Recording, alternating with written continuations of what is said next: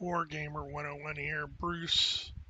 I will be your tour guide today as we do episode 4 of my video after action reports for Gary Grigsby's War in the East.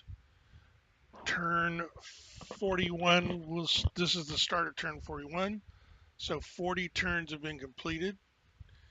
If we go to our info screens here and we go to weather, you can see it says snow and ice 10 in all zones. You can also see the lakes are completely frozen over, etc. Now, we'll start at the top as usual, and I can absolutely say I'm not proud of the situation, to say the least. So, of course, nothing happening in Finland. Typical. Up here in Leningrad, you can see I do have a line now, and I have these divisions trapped up against the coast. And if we go to supply, we can see that they're orange and red, which means they are running out of supply. Okay, so we scroll down, and wow, look at the situation in the Valdai Hills. Now, I will fully admit that I suffered from the hubris of being the German player and thinking that everything would stay the same combat-wise against the Russians. Oh no, no, no, no. As you can see, they have broken through and they are pouring out of the hills, and I fear it's going to get a lot uglier before it gets better. So initially, the first thing I have to do is I have to clean up this breakout, because if you look, these two guys are out of supply. So these two stacks, I should say, that's like 5 divisions. I have to clean this up here. Fortunately, these are brigades. They're not very strong. They're easily killed if you get enough. So in this area, I have a bunch of Luftwaffe Jaeger regiments. Why? I don't know. Okay. Whatever, whatever, High Command. All right, as you can see, they're also pushing south towards Valdai, and I just don't have the troops. I just don't have the troops. It's that bad.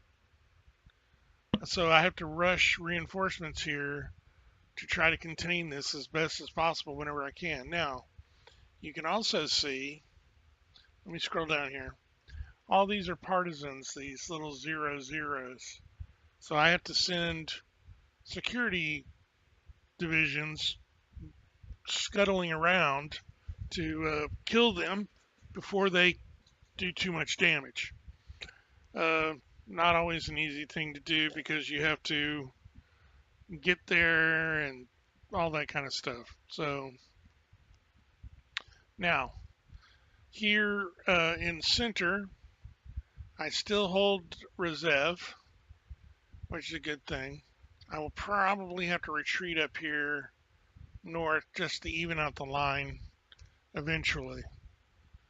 As you can see, tantalizingly 10, 20, 30, 40, 50, 60, 70 miles from Moscow.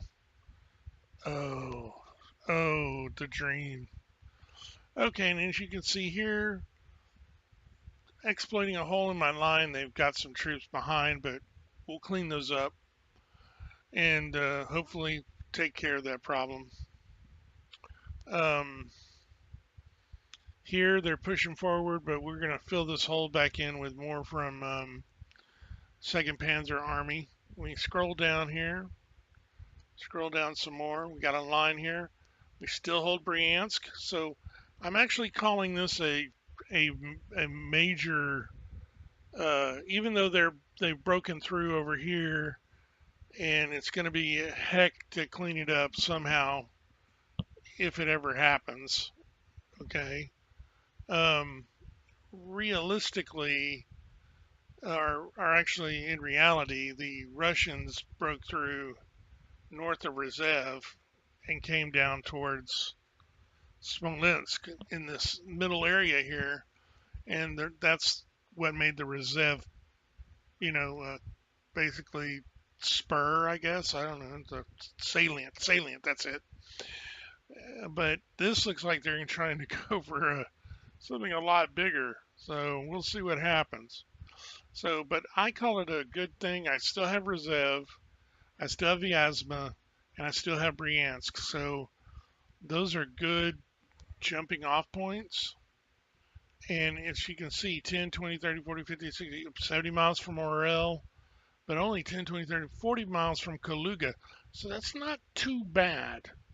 Not too bad. Now we have a small, not a breakthrough, I would say, but a incursion, so to speak, here. It's going to get a lot worse, folks. Trust me. And I'm basically trying to keep them from getting too far in. All right, so we come down here. They've taken Chernigov back, but I'm still holding this rail line, which is really important because when you see that they have pushed over the river and the swamp here, and you can see how far they've come. Look at them all. You even have a Guards Rifle Cavalry Corps here, which is really big and fat. Lots of cavalry corps. All right, but good news is I still hold Kiev, and all of this is 17th Army. 17th Army has pushed out from the Dnieper River successfully, and will maybe, if I can get lucky, put some pressure on this side of the Dvina River, and maybe I might be able to cut these guys out of supply. Maybe. Maybe. All right, we come down here further. You can see lots more buildup of Russian troops. Now, I haven't done any reconnaissance flights, so I know there's more troops all behind this line. This is just what I can see from my troops in combat. All right, here I had to pull back from the bend in the Dnieper River. It was too untenable. And you can see that they are pushing in strongly against the Romanians. Not a lot I can do about that except when I get the chance, kill Russians wherever I can, whenever I can, just to slow them down some. And of course, did an experiment here with pushing the Italians across the river to see what it would look like. And even these Italians can't kill these guys, not in the wintertime. All right, so we'll zoom out here a little bit. And you can see the snow, of course, and the blizzards haven't started, but we are bringing in more troops. You can see here's a infantry division coming down, and I've got some more. Well, no, I didn't get any this turn. Okay, getting more reinforcements from the from Hungary here pretty soon. So and you can see the partisans. And if we come over here to the info screens and we can look at, so next turn, on turn 42, we're going to be getting some junk, lots of stuff being taken away. But you can see like here, another turn, couple of infantry divisions, stuff like that. So getting more reinforcements, but they're a trickle, and they're all going to be basically shoved into the hole and hopefully survive and hopefully be able to do something. But if we go back to the weather, this is snow. This isn't the winter blizzard yet, so I fully expect it to get worse before it gets better. And again, I must give strong kudos to 23rd Corps for holding this line so well against even these guys who are out of supply, and also 4th Panzer Army holding this whole zone all by itself, basically. it's been it's really bad when you sit there and you try to do your turn and you do, like, 3 or 4 things, and then you mop up some partisans and you fix some railroads, and you can't do anything else. And then all of a sudden, because they have winter gear, you get to watch the Russian AI just chew your guys up and down the line. Now, I will say this: they have to really concentrate to really get a strong result.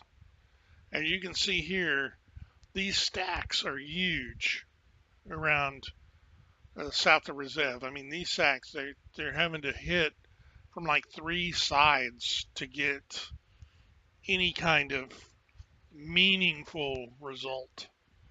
But they're still causing attrition, and they're still chewing up men. And if you come over here, you can see destroyed units. So it's like some SP guns, not a big deal. Tank brigade, Soviet. Okay, let's see. They haven't really started to chew yet, but you can see the mud turns here where there's like zero deaths and zero anything. But let's do a quick look at things. So we've got, let's see, men killed 438,509 German soldiers killed. Okay, compared to 1.6 million Russians. So it's almost a 3-to-1 ratio. Okay, over 1 million captured, almost 2 million disabled, 157,000 returned to 120,000 returned. But look at how many disabled for the Germans, almost 1 million. That has just staggers my mind. Okay, now I know this isn't the actual numbers from history, but it's still staggering. It's just staggering. And you can see in air losses here, total losses for the Soviets, 13,228 airplanes to all losses. That's air combat losses, flak losses, lost on the ground, and operational losses, compared to 2,483 for the Germans. So that's a 6-to-1 ratio at this time. That's a bright point. So, and you can see, okay, so right now, currently, I've lost 2 infantry divisions, an engineer battalion, and 2 SP gun companies. And you can see just this huge list of different Russian losses. So I think the game is pretty accurate when it comes to modeling the combat. I think early on in the game, the Germans can just kill things with almost impunity, and in this first first winter that the Germans weren't ready for, it just shows you that, yes, the Russians can't kill things with impunity, but they can definitely lay the smack down. And so uh, I'll be back at turn 51 and we'll see how this looks. I'm sure it's going to be a lot uglier because the winter still hasn't come, as I said before. So I want to thank you for watching this video. If you liked it, press the like button. If you want to subscribe.